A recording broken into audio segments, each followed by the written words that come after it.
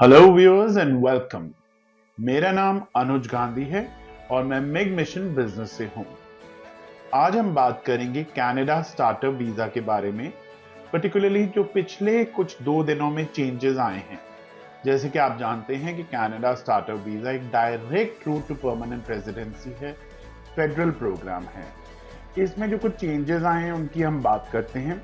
ये चेंजेस कब अनाउंस किए गए, ये चेंजेस क्या हैं और इनको चेंजेस को लाने का रीजन क्या है, और इन चेंजेस से कौन कौन इफेक्ट होगा या इम्पैक्टेड होगा। तो पहली बात हम करते हैं कि चेंजेस अनाउंस कब किए गए। ये चेंजेस अनाउंस किए गए हैं 29 अप्रैल 2024 को by the minister of immigration mister mark Miller. उन्होंने ये जो चेंजेस हैं इफेक्टिव 30 अप्रैल 2024 से ये लागू हो जाएंगे। उन्होंने ये अनाउंस किया है immediately these changes would be affected.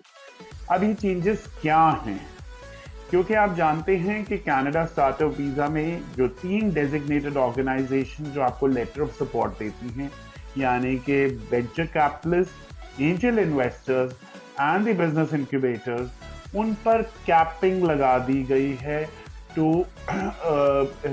उन पे कैपिंग लगा दी गई है to give the letter of support to not more than 10 startups, which would exclude the number of applicants, जो उसमें जितने भी नंबर हैं that will be excluded।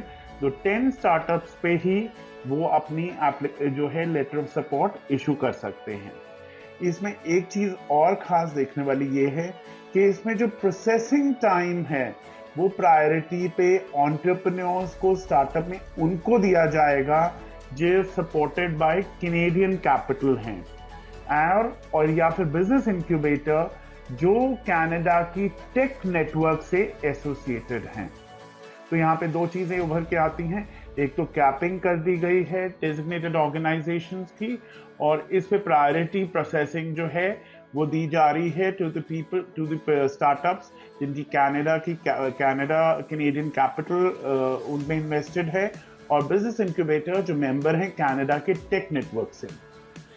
अब हम बात करते हैं कि रीजन क्यों इनको चेंजेस, ये रीजन क्या है इनको चेंज करने के लिए।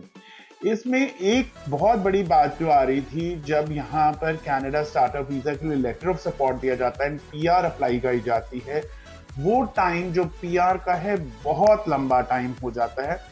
उसको कहीं रिड्यूस करने के लिए एक ये तरीका है।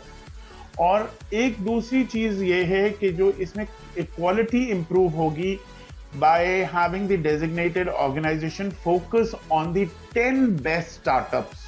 तो एक किस्म से आप सोचें कि जो डेजिग्नेटेड ऑर्गेनाइजेशन हैं वो भी अपने आप में compete करेंगी to give the government of Canada, the IRCC, the 10 best startups from themselves। अब एक बात और करते हैं कि इसमें इम्पैक्टेड कौन है। इसमें अगर आपके पास ऑलरेडी लेटर ऑफ सपोर्ट आ चुका है 30 अप्रैल से, तो you are not affected by it. और अगर आपके पास लेटर ऑफ सपोर्ट इशू नहीं हुआ है तो आप जो है you will be coming under the new rules. आपको कुछ भी कनाडा स्टार्टअप वीजा के बारे में और जानकारी चाहिए हो, या आप अपनी एप्लीकेशन या प्रोफाइल के बारे में डिस्कस करना हो, तो हमारे दिए गए नीचे नंबर्स पे आप कॉल करें या हमारी ईमेल आईडी पे अपना प्रोफाइल भेजें, हम आपको इमीडिएटली रिप्लाई करेंगे।